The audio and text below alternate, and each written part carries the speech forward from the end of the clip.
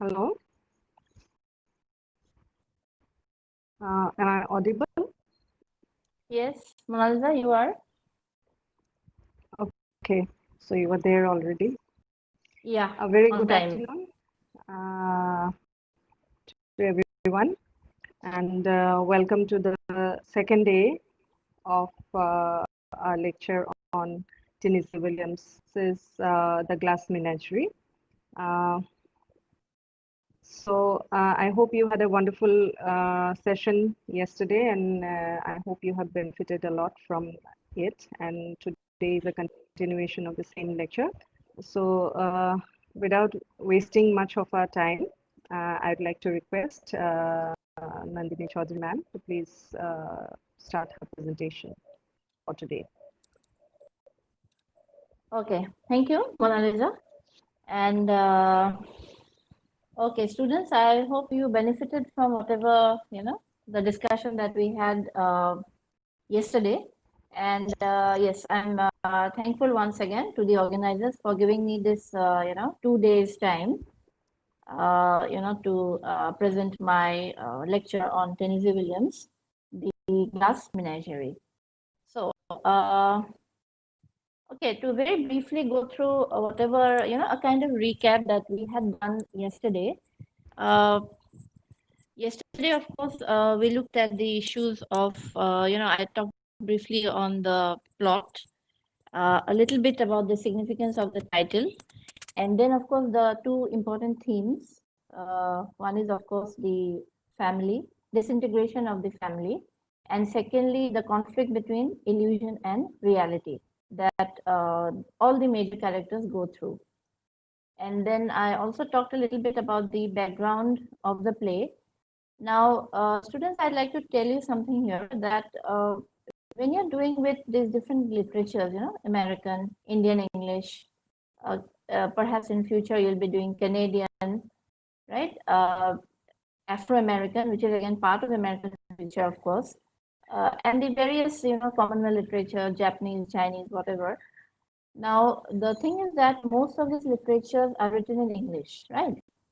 So what is the distinguishing mark between, say, an Indian English novel and an American novel? Now, as you, keep on reading, you will realize one important thing, that the defining factor of these various literatures that you will come across lies in the ethos and the sensibility of the work.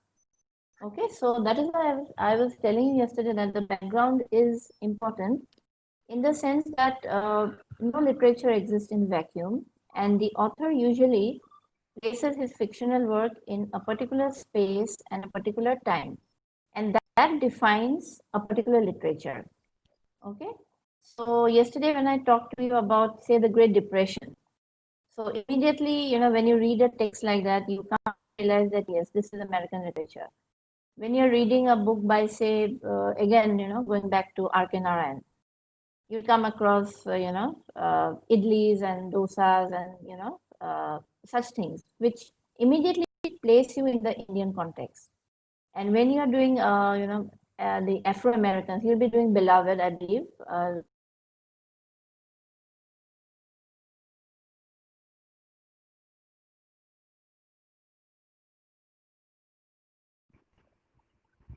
Hello? Hello? I think your video and audio both have gone off. Hello?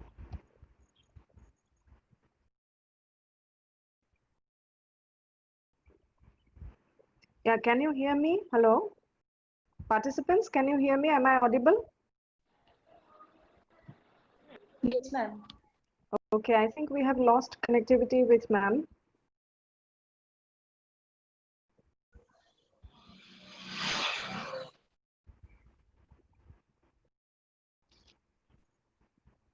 Hello?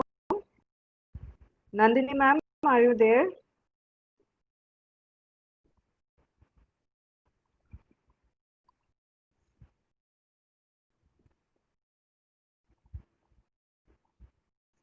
Nandini ma'am, are you there?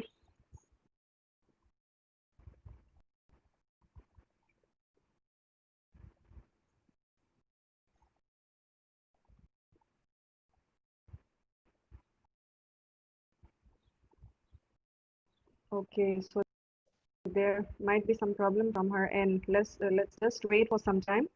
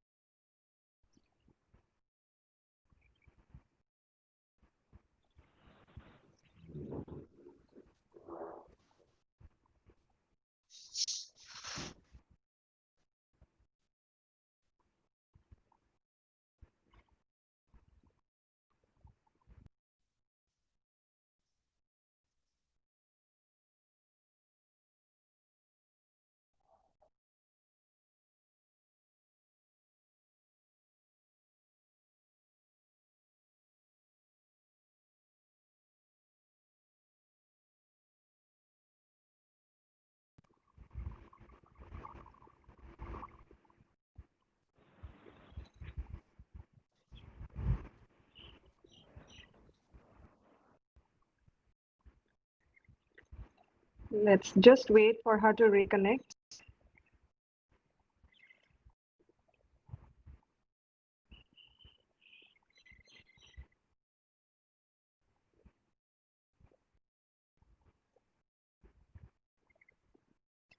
She has a slow connection as she had told me, so maybe that's why it got disconnected. Let's just wait for her for some time.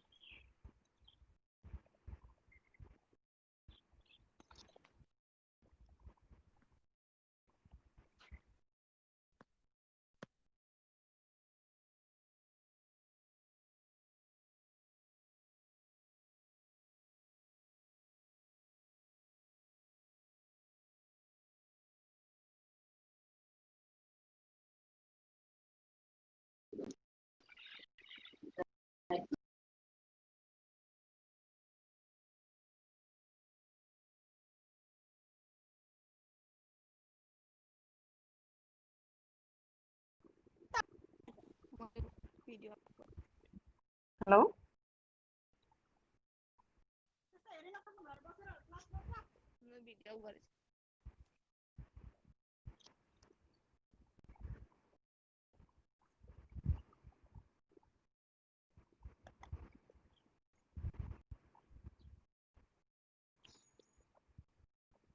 Are you here?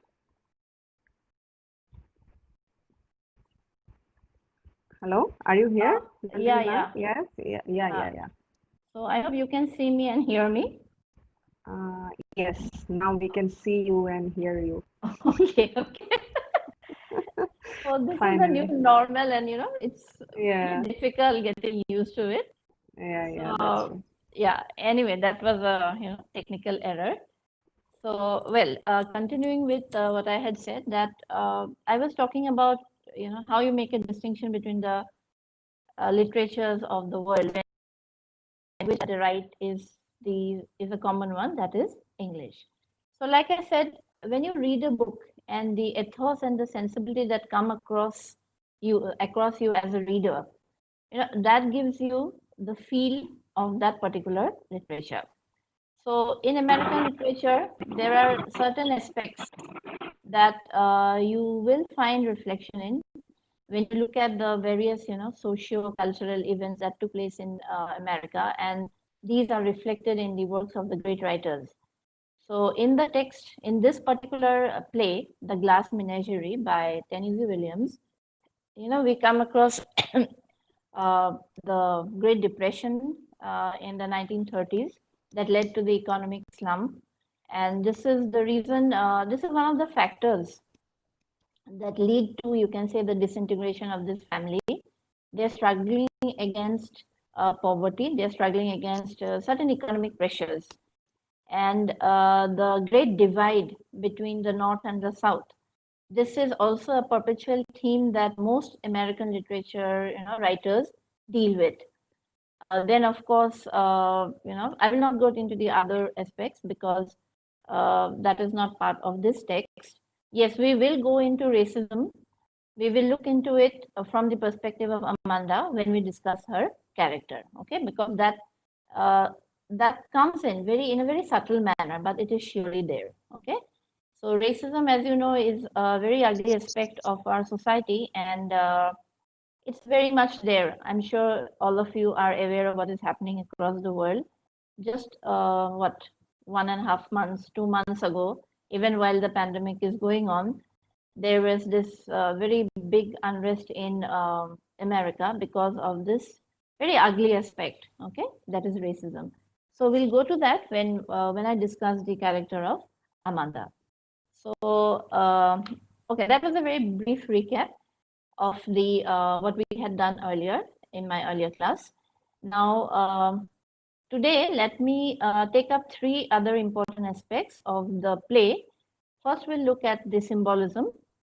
Then we'll, look at the autobiographical elements, and then we'll go to delineation of the characters. Okay, there are just four important characters who make their presence on the stage. The fifth one, of course, is the absent father. His presence is a virtual presence. We just see a framed photograph of his on the wall. but nevertheless, even that presence is quite significant. Okay, so I shall start with my slideshow today again. So let me, can I share screen, Mona Lisa? Yeah, sure. Okay.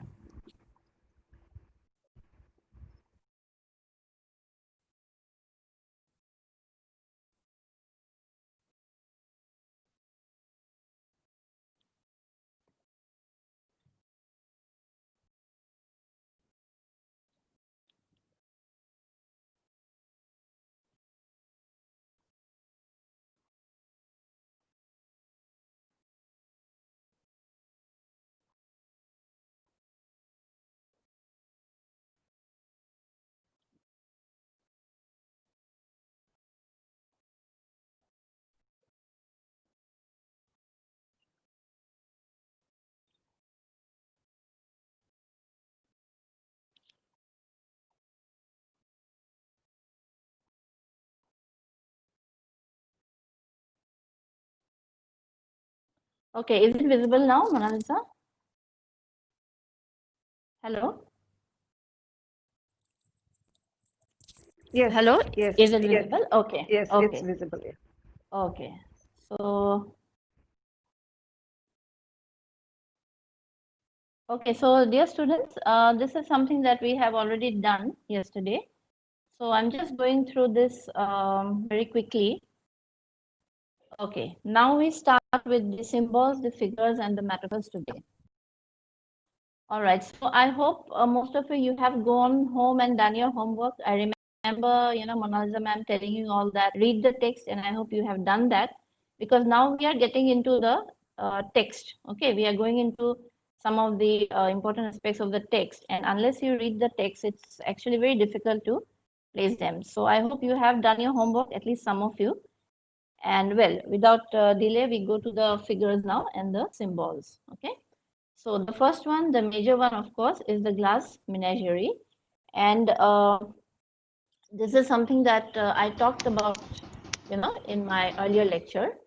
So the glass menagerie is actually, in the context of the play, we refer to this very prized possession of one of the main characters, Laura. So we have already seen how, that she's very shy.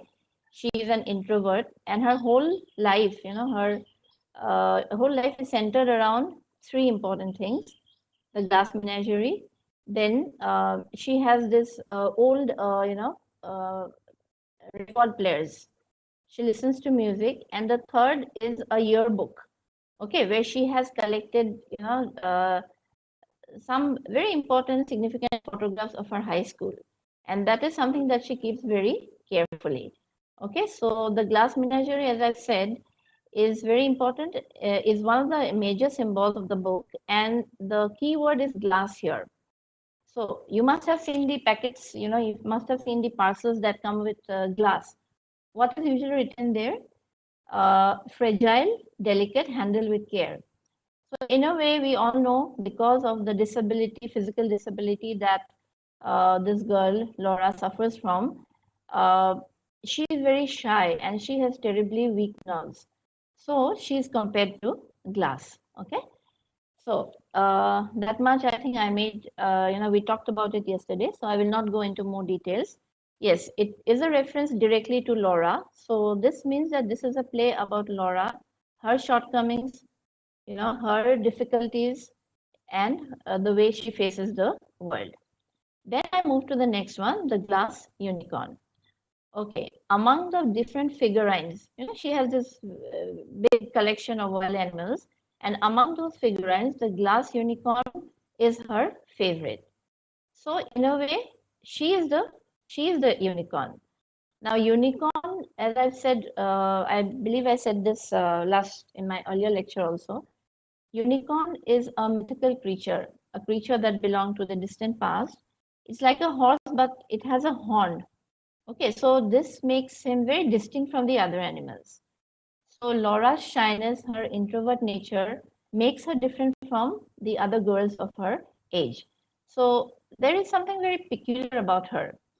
And remember one thing, it is not just to do with her physical disability. Yes, physical disability safety plays a very important role, but at the same time, you know, she lacks confidence. She is, very low in self-esteem. This is because she has never perhaps got the support from her family members, regarding this. So the glass unicorn, as I've said, is precious to her. And the incident of the glass unicorn takes place in the last and final scene, that is the seventh scene. So I told you earlier also that the play is divided into 7 scenes. And I'd just like to read out, okay, a little bit from the play. Now she's having this conversation with Jim. And for the first time, she opens up. Now, why do you think she can open up to Jim? Because firstly, they are acquaintances. Okay, they were together in high school. Not only that, she had a crush on him. So she knows him, even if it is from far off. And as they sit reminiscing about the old, about the past, she can open up. Okay. Now she opens up so much that she shares these, ornaments, this glass ornaments with Jim. She allows him to hold, especially the unicorn, in his palm. So now let me just read out from the text a little bit. When Laura first shows it to Jim, that is the glass unicorn, she says, "Oh, be careful. If you breathe, it breaks." So she's asking him to be very careful. Now, even she says it's so delicate, it's so fragile, even if you breathe into it, it may break.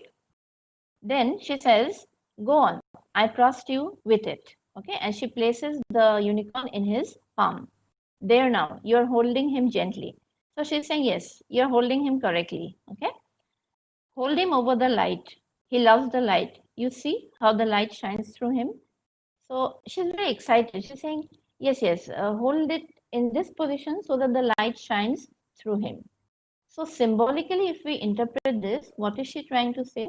She is trying to say that if she herself is handled in this manner, in a gentle manner, in a kind manner, she will also show promise. She will also be radiant. Okay, just like the unicorn, which is glowing in the light of the, in the shine of the light. Okay, so she's essentially providing Jim almost with a kind of manual on how to handle her. Okay, and it's as if a magical thing happens. She's able to open up, and then as the evening proceeds, they start dancing. She opens up. She's able to dance with him, follow him step by step. But unfortunately, we know that at one moment of time while dancing, Jim accidentally knocks off the unicorn and it falls down and the horn breaks. Okay. Now, when it breaks, then Laura also symbolically loses her distinctiveness. And there is a faint hope that perhaps she will now be normal because Jim has been able to bring out, that normalcy in her. He has been able to bring out that charm in her, that, glow in her, which all this time was lying dormant. But then again, when it breaks, at one level, we can say that her heart also breaks. Because remember, this is her favorite toy. And the breaking of the, unicorn symbolizes the breaking of her heart, which will follow a little later, a kind of foretelling. When she will come to know that Jim is already engaged to be married to this girl called Betty. Okay. So, moving from the glass unicorn to the third important symbol, the fire escape. Now, do you know what a fire escape is? A fire escape is actually an emergency exit which you have in a, in a tall building or an apartment. So sometimes when there is a, a fire which breaks out in a building, the stairs which are inside become inaccessible. So what do the inmates do? They use the fire escape, which is situated usually outside the building to make their escape and make for safety.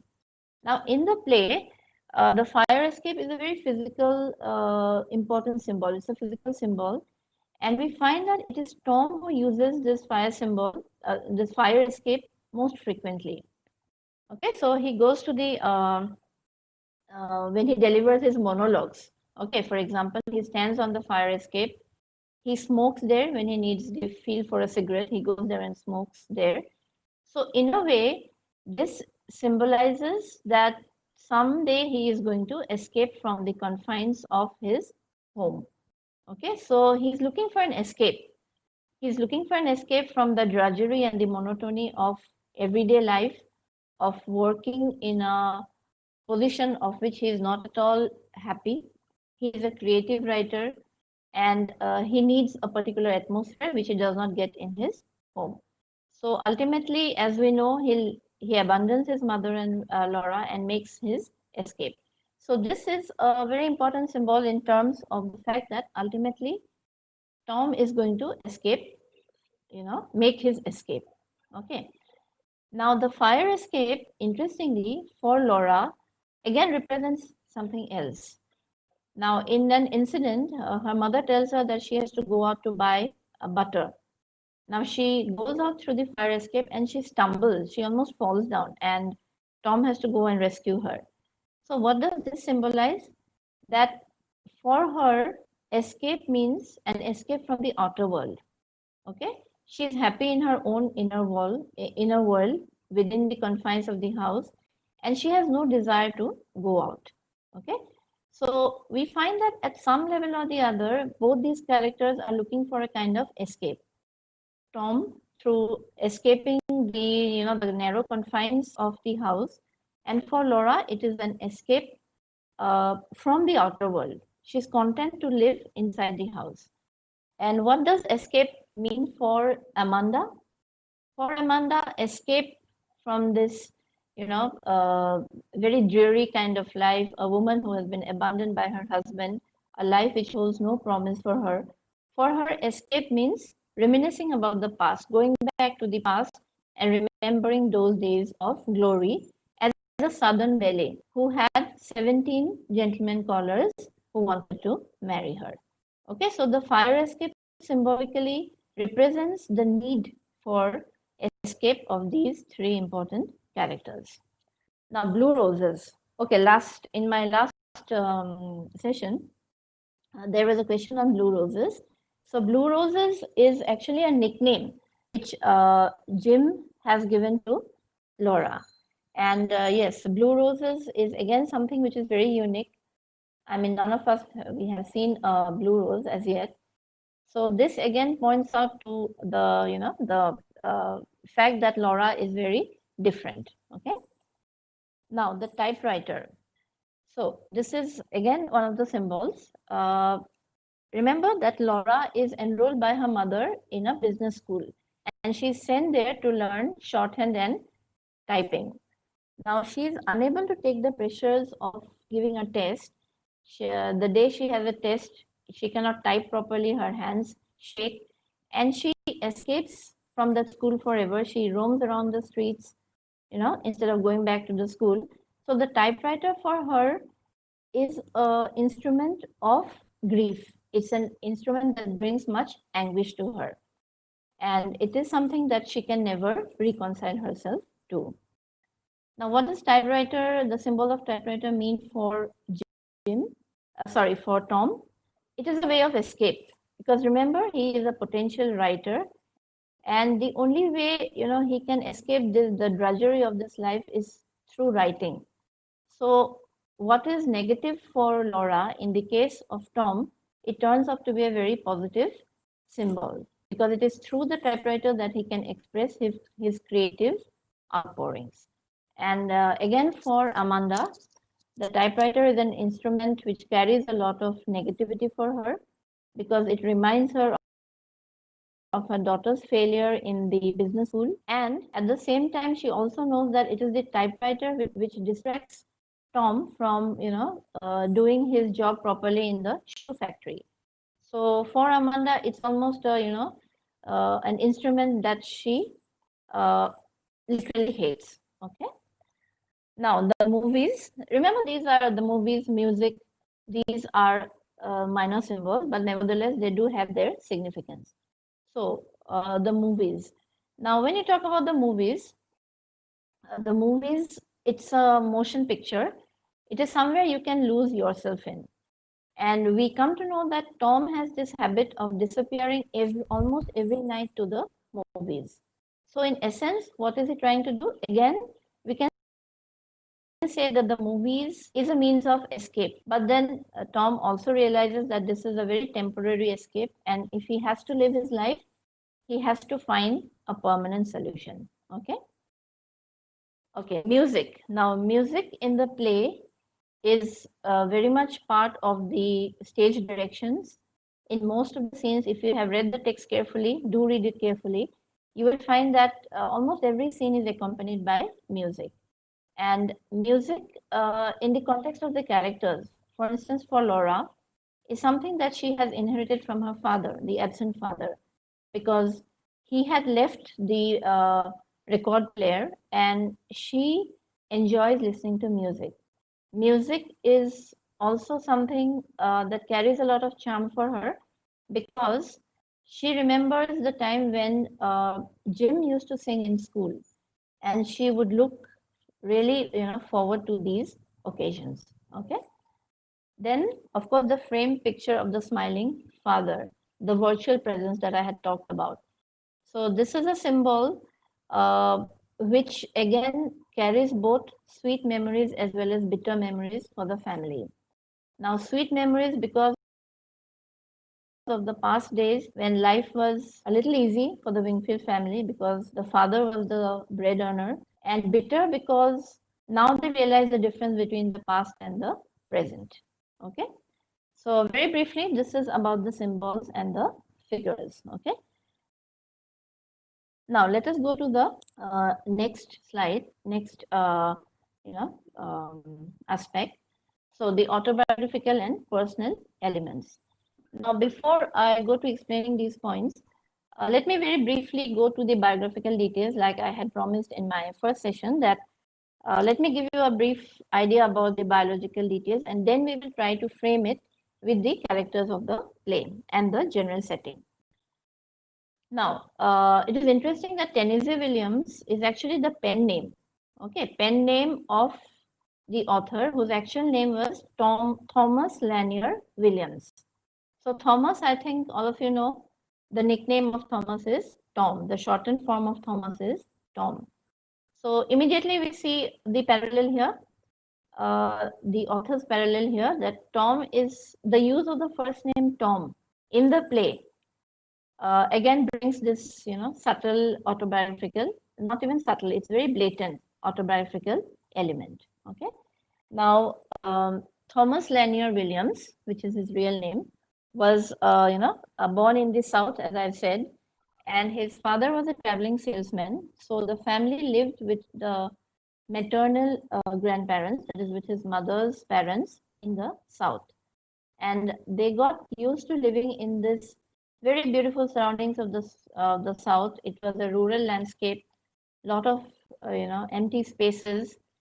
And therefore, when they had to shift to the North, it was not a very good experience for the young boy. And remember, they had this, since he grew up in the South, he had this very distinct Southern accent, which is very different from the accent of the Northerners.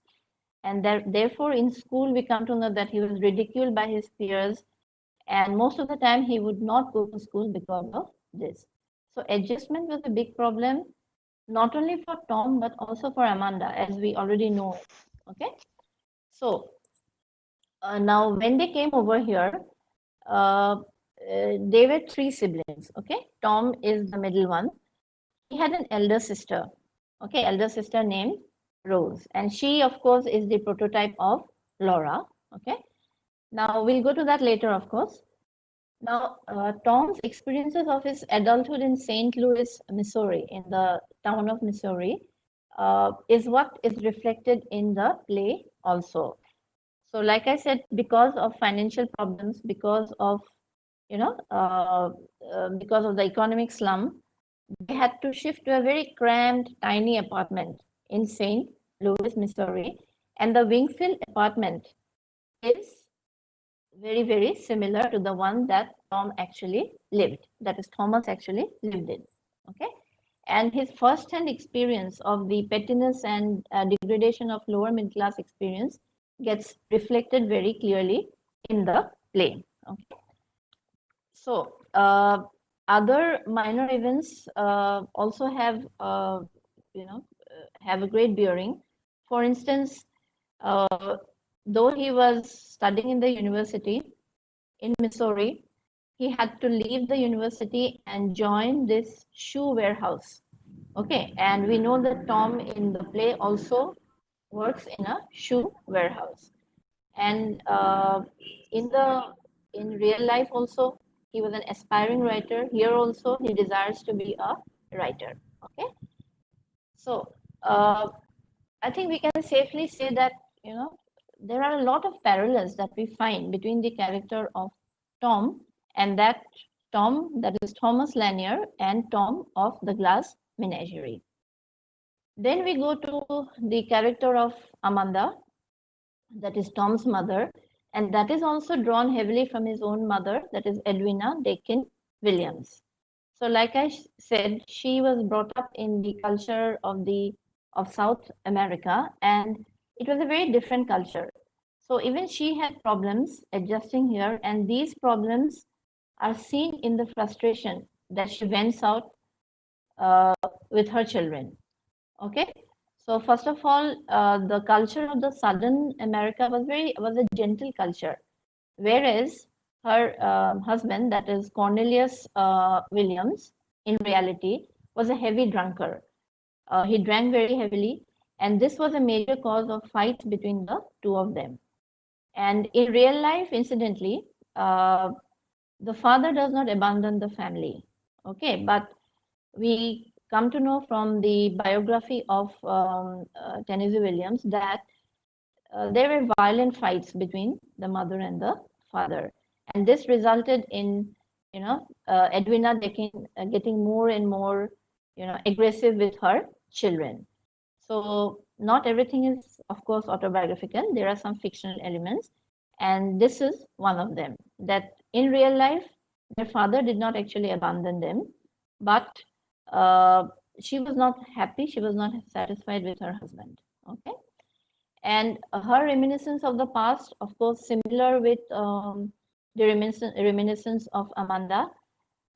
She would look back to the past and say that there was a time when I had 17 gentlemen callers, and in reality, we come to know that she had a staggering figure of 30 gentlemen who wanted to wed her. Okay, so that is again Amanda Wingfield. Now we go to Laura's character.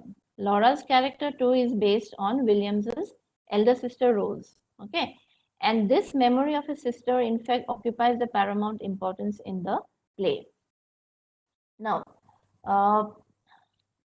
like I said, when the family shifted from South America to the north, nobody was actually very happy. Okay, Amanda was not happy. She found it difficult to adjust in this very urban, cosmopolitan, crowd of North America.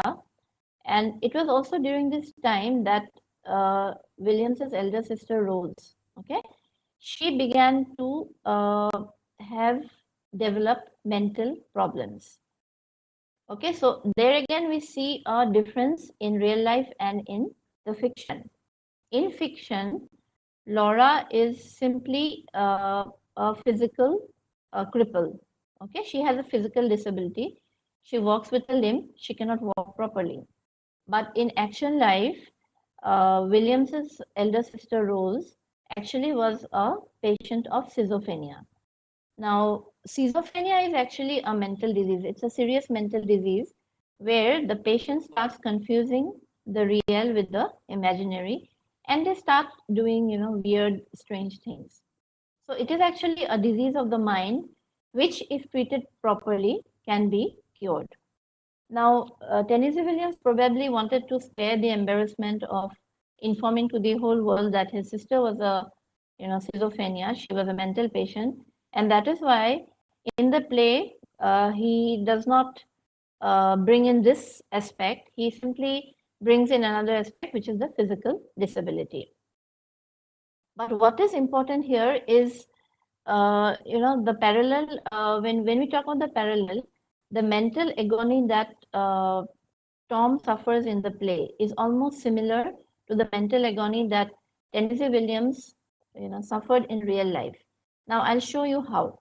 In the play, we come to know that Tom abandons his sister.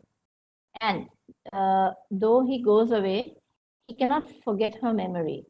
Remember, I told you about the fire escape?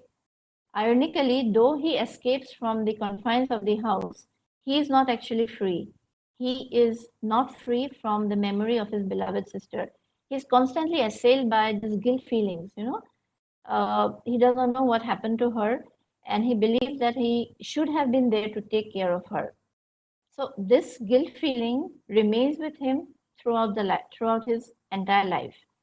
Now, in real life, what happened was, Tennessee Williams says that when in his absence, a lobotomy was performed on Rose in actual life. Now, what is a lobotomy?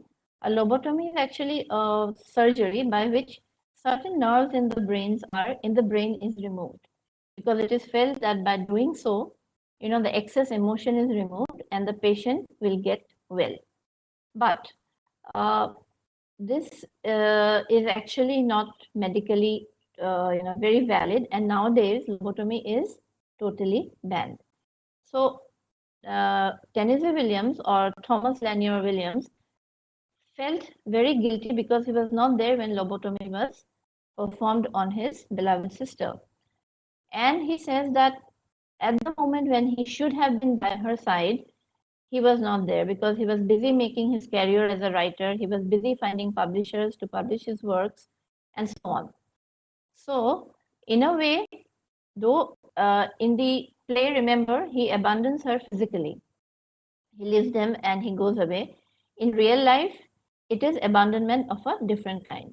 He could not give her the time, and Rose had to be shifted to the mental Farmington hospital, which is a sanatorium, which is for the insane. And she lived the rest of her life there. She died there without ever coming out from that mental asylum. So this mental agony that Tennessee Williams suffered throughout his life, okay, this is similar to the mental agony that is shown in the play. But yes, there are differences in fiction and of course in real life. So I hope you have got my point, that the resemblance between the central characters in real life and in the play is not just limited to superficial similarities, but the intensity and depth of the mental agony is more important here. Even when we look at Amanda, Amanda, as I said, is a very loud, boisterous, interfering mother. Okay, so at one level, there is a tendency to dislike her, to hate her. She is constantly nagging Tom because she wants Tom to lead the life she wants. Okay. Similarly, with Laura, she wants her daughter to lead the life that she thinks is good. She never tries to understand the fact that every individual is different, okay, and needs to be treated differently. But at the same time, we also need to remember that she herself is a very bitter woman, and for her, life has lost its meaning for many factors. This is because she has never been very happy with her husband. Not only that, her husband's abandonment has left her in charge of her two children, and she feels responsible for them. Okay. Now, then let us go to some of the minor parallels based on actual events. So, the visit of a gentleman caller from among the employees of the shoe warehouse is another similarity. So, we know that Jim O'Connor is a co-worker who works with Tom in the play, and he comes to visit Rose. But in real life, and we also know that Rose and Jim are acquainted, Laura and Jim are acquainted from their high school days. But in actual life, he is simply a co-worker, okay, with Tom. And of course, Tom knew him through the college fraternity, but there was no acquaintance of Laura with Jim, as it is shown in the play. Now, the term blue roses, I think I explained this yesterday also when there was a question. Now, it is also borrowed from an anecdote from a real life incident. So, Thomas Lanier had a doctor friend, a English speaking doctor friend, and he narrated a very amusing incident when he said that he had these German patients who could not understand English pronunciation properly, and when he told them that he has pleurosis, the German patient misunderstood or misheard him as blue roses. So the author has used this in the play. Then the image of the glass menagerie, the collection of these, beautiful, delicate glass animals, is another parallel taken from real life. This collection actually belonged to a woman called Maggie Wingfield, with whom the sorry, with whom the Wingfields were closely associated. So I hope this part is clear. So to sum up, we can say that yes, this is a very blatantly autobiographical play, and a lot of personal details are found in this play. And one of the most significant aspect or significant autobiographical element is seen in the mental agony and the despair that the characters suffered because of the circumstances of their life. This is what occupies the paramount significance. This is of paramount significance in the play. Okay, so let us go to the third aspect. So that is, we are going to look at the characterization. Okay.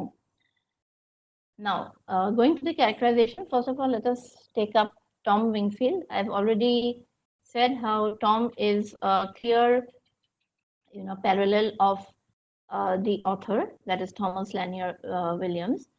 And apart from that, of course, let us look at some of the qualities of Tom here. Now, the first one is that he is this creative writer who was caught in a conventional and materialistic world. Okay, he has his own dreams. He has his own agenda of life. He's a poet. He wants to be a writer. He wants to go out into the world. He wants to see the world. So there is this creative writer. There is also this adventurous spirit, which probably he has inherited from his father. Okay, but unfortunately, this is he's in a condition where he cannot do these things. Okay. The pressures of home, the pressures of his mother do not allow him to do this. First of all, economic pressures, as I said, they are living in times of the Great Depression, and moreover,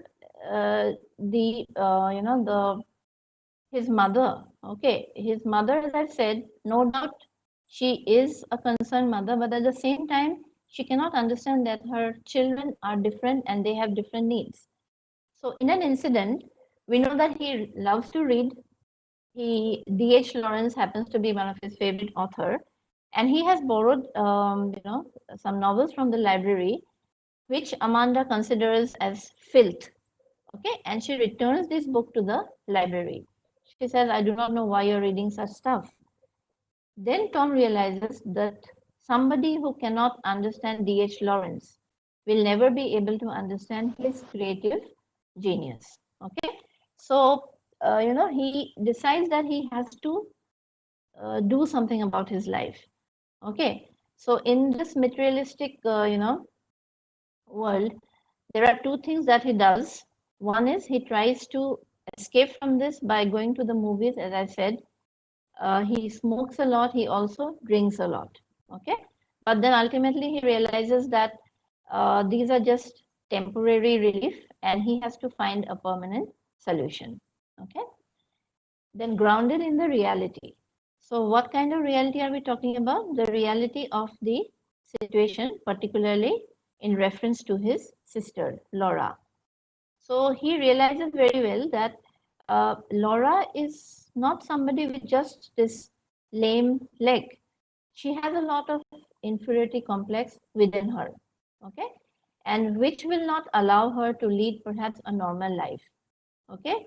He tells his mother that she is peculiar, and and when he tells his mother that he has invited Jim for dinner, the mother gets very excited. She says, I have to prepare this, I have to prepare that, I have to prepare my daughter. He very firmly tells her that we should not expect, we cannot expect so much from Laura, considering how different she is. So unlike his mother, he is grounded in the reality of Laura's situation, and that makes him more sympathetic towards her. Okay, there is truly a love, we can say, that exists between the brother and the sister. Okay. So the third point, like I said earlier, he refuses to be stifled by the environment and seeks escape to save himself. And in the beginning, how does he try to escape the situation? He goes to the movies every night. He goes to, he drinks a lot. He smokes a lot. But then he also realizes that this is a very temporary kind of relief. And he has to seek a permanent solution. Okay. Now, the fourth very interesting possibility is that he can be possibly seen as a gay character. Now, when Amanda asks him where does he disappear, so late into the night, he replies that, he cannot give any reply. He says that, I go to the movies. But even Amanda knows, even he knows that movies do not go late into the night. So probably there is a hint that he is probably visiting some, gay bars, okay, where he meets, these people of his own orientation. And in real life also, once again, let me bring in this, autobiographical element. In real life also, it is a known fact that Tennessee Williams was one who had this, sexual orientation of being a homosexual or a gay. So, those who are, this is something that you can perhaps go deep into, that there is a hint of a, hidden gay subtext somewhere, okay? Now, we go to Amanda. We have already, I believe, talked a lot about her. But yes, she is the most complex and multifaceted of all the characters. And from where does this complexity come about? Because she is caught between the illusionary and the realistic world. Okay. Now, I told you that she is a very bitter woman. Life holds no promise for her because of her present situation in life. And that is why she is living in a world of her own. Okay. She is constantly going back to the past. Whenever she is confronted by some realistic situation, she goes back to the past. She reminisces about the glorious youth that she had, about the 17 gentlemen who wanted to marry her, and so on. And this comes across, pretty embarrassing for both her children, and she fails to realize that. And she is also living in an illusionary world that her daughter can be made into a self-sufficient woman. Okay, for this reason, she enrolls her in the business school. That, of course, is a failure, and she gets mad. She refuses to believe that her daughter is a special case, and she needs a special kind of protection. She needs special kind of looking after, which she is unable to give. She also believes that, like her, a gentleman caller will come and sweep Laura off her feet, marry her, and then she will be happily married. So her refusal to turn a blind eye to the reality of the situation, you can say, perhaps is one of the factors that brings about disintegration, that brings about the tragic fall of the Wingfield family. Okay, so full of paradoxes.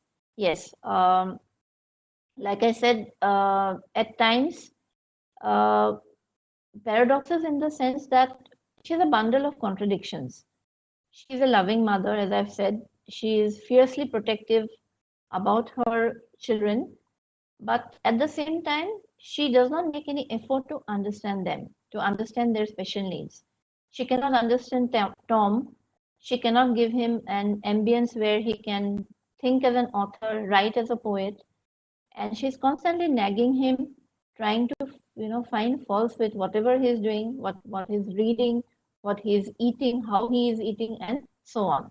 So on one hand, though she is a protective mother, she's trying to protect her children.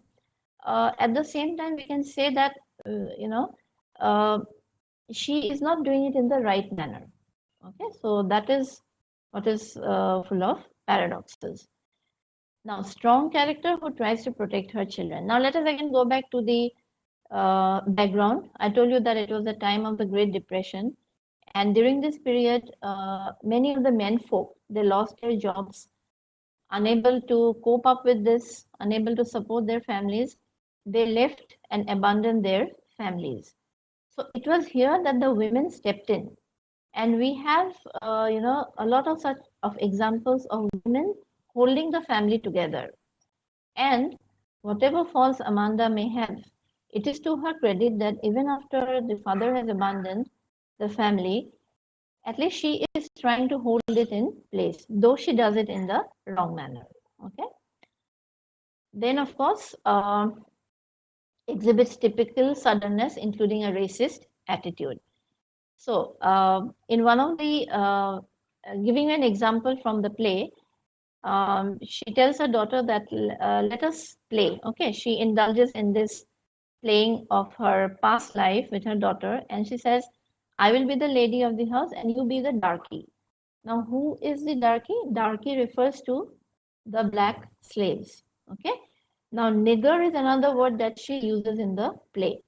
Now, these are derogatory terms which are used to address the black people. And therefore, we can say that she is somebody who has this very racist kind of attitude. Okay. Now, again, when we go back and look at the history of racism, racism is what? Discrimination on the basis of color. We find that till the Emancipation Proclamation, 1865, when it was signed, slaves were legally set free. Okay, and slavery was, the blacks were set free from slavery, and slavery was considered illegal. But in reality, it was only in paper, because even after that, the slave trade continued. Okay, it was done illegally, but nevertheless, the slaves still continued, the black slaves continued to lead miserable lives. And remember, the play is set in 1937. And when she can talk about the blacks in this manner of calling them darkies, calling them niggers, we can understand that she has got an extremely racist attitude. Okay. So, like I said earlier also, that racism is a very, very ugly aspect of our modern civilization. It is very much present in our societies. You know what happened in America just 1 month ago, probably. It is there in not just America, but also in the other European countries. Every day we come across, stories of how the black and colored people are discriminated on the basis of color. And Amanda Wingfield has this racist attitude. Okay. Then, of course, we can sum up her character by saying that, yes, she is a distinct individual with her unique flaws and assets. Flaws I have explained. Assets also I have already explained. It's there in the points that I have already stated. Okay. Now, Laura Wingfield. Okay, we have already spoken quite a lot about Laura. So extremely shy, frightened. She's an introvert and suffers from low esteem. Now she's afraid of the outside world. Why? Probably because people stare at her physical deformity. They give her looks and she becomes conscious all the time. But at the same time, we also need to remember that this is something which she has framed with her own mind. Okay, because when she's talking with Jim, when they're reminiscing about their past, school days, she says that I used to love listening to you in the singing classes. She met Jim in one of the singing classes, but this singing class was held in the first floor of the school building. So she had to walk up the steps, and that took, some time for her because she was a cripple. She used to have a brace in her foot. Okay. So when she would walk very fast, this brace would make a sound. And because she would be late, she would always be the last one to enter the class. And she would be very embarrassed because of the sound that her leg made. So when she talks about this to Jim, Jim says, oh, really? I didn't notice that. Okay, so it is probably she has magnified her own this physical deformity into something very big. So when Jim says, I didn't even notice, probably it is true. It is she herself who has magnified this and made it her, the ruling passion of her life. And because of this, she refuses to go out. She goes out of the apartment only when it is necessary. She lives in her own illusionary world. I told you her world consists of these three important things: the record player, where she listens to the records, the yearbook, it's a prized possession where she has pasted important pictures from her school life. There is also a picture of Jim there, and of course the glass menagerie. Okay, so these are some of the facets of Laura Wingfield. Now, at the same time, when we read the seventh scene very carefully, we find that there is also a hidden emotional strength in her, which she demonstrates at a very pivotal moment. And what is that moment? That moment is when Jim breaks her unicorn, her favorite unicorn. Now, she is also dismayed. She is also saddened that her favorite toy is broken. But she is, she has the strength. She does not break down in front of him. She says that, never mind. She gives two excuses. She says, I think it will be better for the unicorn because he will now feel more comfortable with the other animals. He will feel similar to them. Not only that, she says, you know what? Think of this like an operation. That from the operation, the horn has been removed. And not only that, she has the strength to offer that unicorn to Jim as a souvenir. So this is again, when we look at it in terms of symbolism, we can say that, she has given a part of herself to him, that part which will perhaps never come back to her. That part which was charming, which could, enjoy the moment, that part which made her seem so beautiful, that part remains in that unicorn which she gives to Jim. So this act, when she is able to give this as a souvenir to Jim, shows an immense kind of hidden emotional strength. Okay. And yes, as I said, this play belongs to Laura, though she has very few lines in the text. She hardly speaks, in the whole play.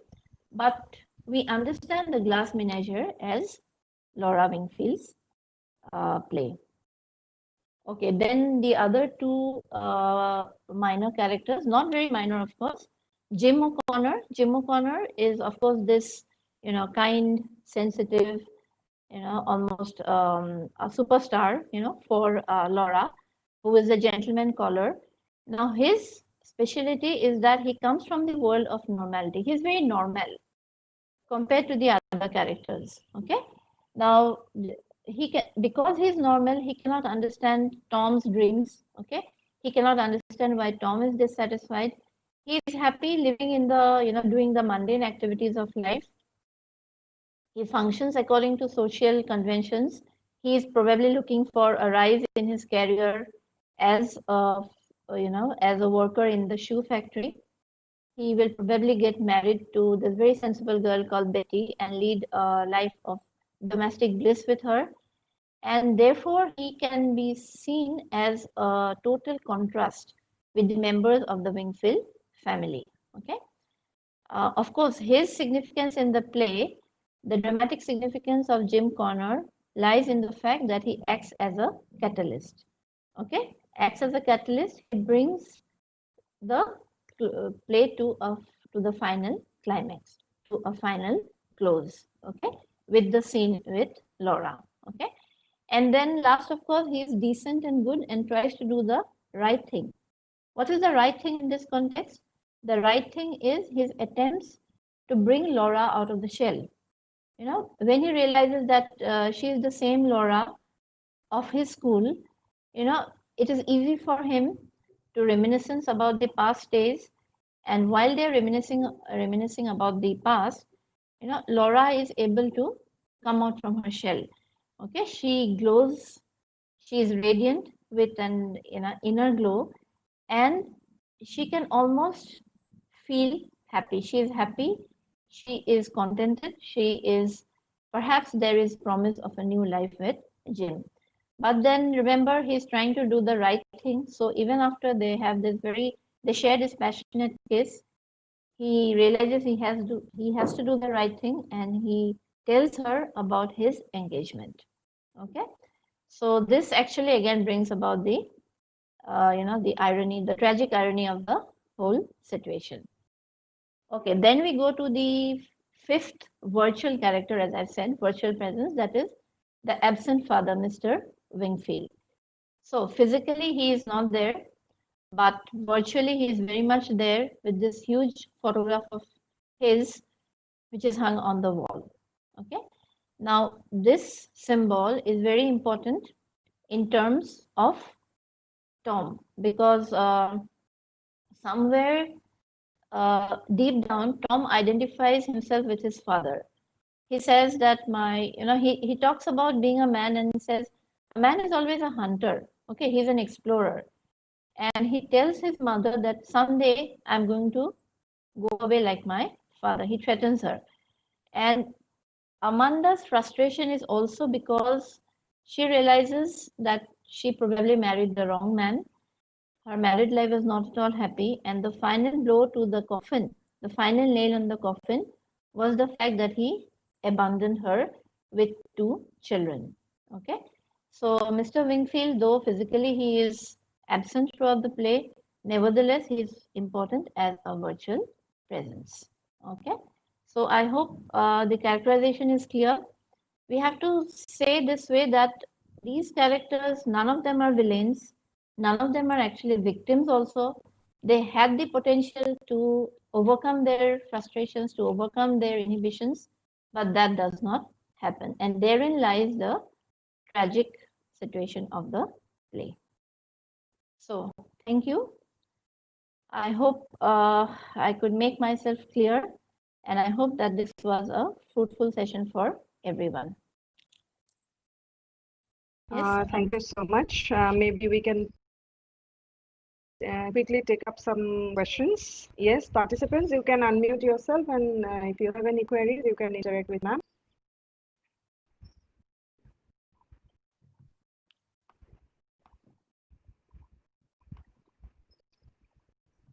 Okay, so we have one question here. Was Jim really engaged, or he was just making things up to get rid of Laura? No, he was actually engaged. We also have the name of the girl here. She is a girl called Betty. So he was actually engaged. Okay. And so who? Yes. Can I know the name of the student who has Achal. Okay. Thank you, Achal. Yes, he was actually engaged. Okay. Then we have another question in our YouTube chat box. Rashmita from Rashmita Hajarika. She wants to know, does Jim know why Tom brought him to his house? So everyone seems to be having problems with Jim. I mean, he shouldn't have refused, to marry Laura. Yes, you're right, Mona Lisa. No, Jim came to the Wingfields family just as accepting an invitation for dinner. He had no idea that he would be meeting a girl there, and this girl actually, who happens to be a former schoolmate of his, so he did not have any idea. Okay, so can we have the next question? Yes, we have one question from Anesha Das. She says, can you please repeat the significance of the fire escape for Amanda? Okay, thank you, Anisha. Now, like I said, the fire escape symbolizes different things for different people. Now, not the fire escape as such. I was talking about the motive of escape. Okay, now the fire escape is a physical symbol, and it carries significance for both, Tom as well as Laura. In terms of Amanda, we can say that she's also seeking an escape. She's seeking an escape from the bitter life that she's leading, a life full of frustrations. And she's seeking an escape how? By, reminiscing the glorious past. Okay? She's living in a world of her own, and this is the illusionary past. So, fire escape, not in terms of the physical symbol, but the motive of escape is important here. Is that clear? I hope yes. Okay. Okay, so we have another question from Yahya Ali. She wants to know, Laura gives some excuses when Jim breaks her unicorn. Why? Does she love him? Okay. Yes. Laura is grateful to Jim because those moments were almost very magical for her. Okay, Jim was able to turn, this very shy introvert girl into this very radiant, glowing girl, and she is thankful. She is grateful that Jim has been so receptive. Jim has been so kind and sensitive. And remember, she already has a this schoolgirl crush, so he already is a superstar. Okay, in her mind, and therefore, yes, this is probably the reason why she is offering so many excuses. Okay, so we have another.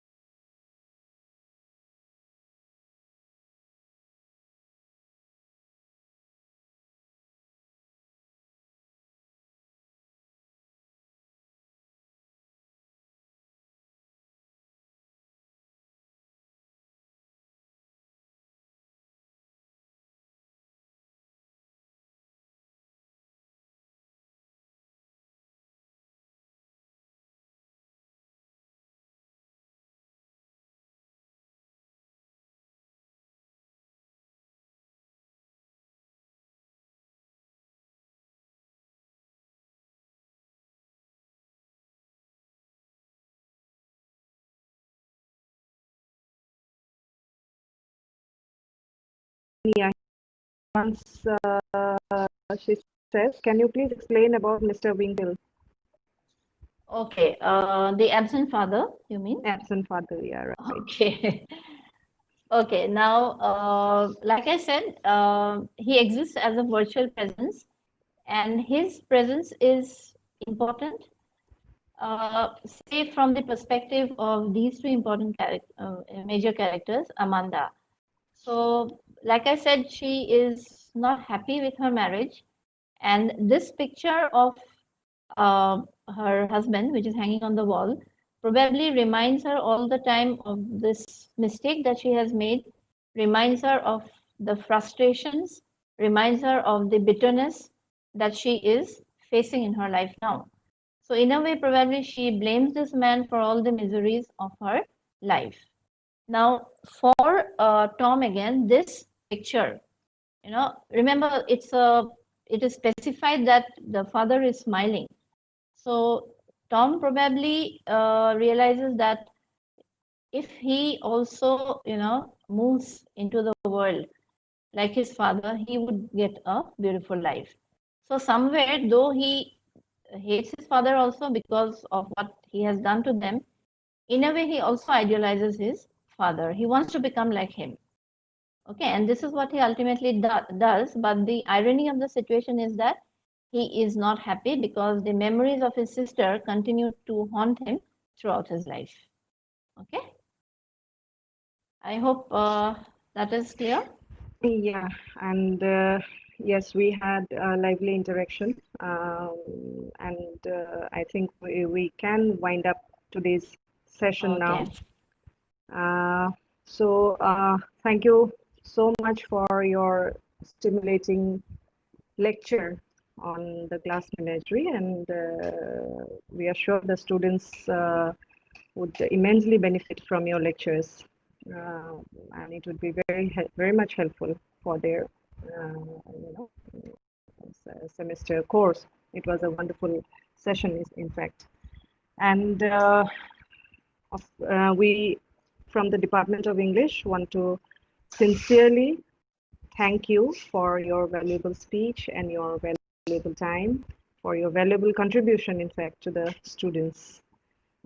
Actually, the HOD ma'am had asked me to specially thank you on her behalf. Okay. She had another, webinar to attend, so she couldn't be a part of this today. So she has extended her apologies for the same. And for the participants, we have another session on Tuesday, that is on July, and the time has been slightly changed. The time is from 3 to 4 p.m. and we shall be having a session by Ms. Kashyap from USTM Meghalaya, who is from Morrison's Meghalaya. So the details will be shared in the WhatsApp group, of course, and you'll be a part of. Okay, Mona Lisa, can I speak a few words? Hello? Hello?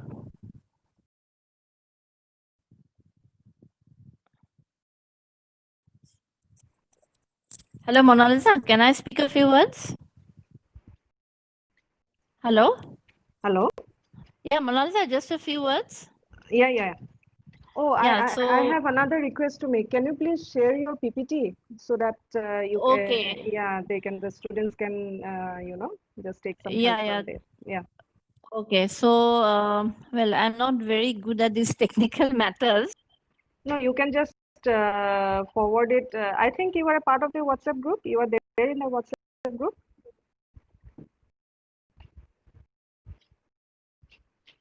Hello?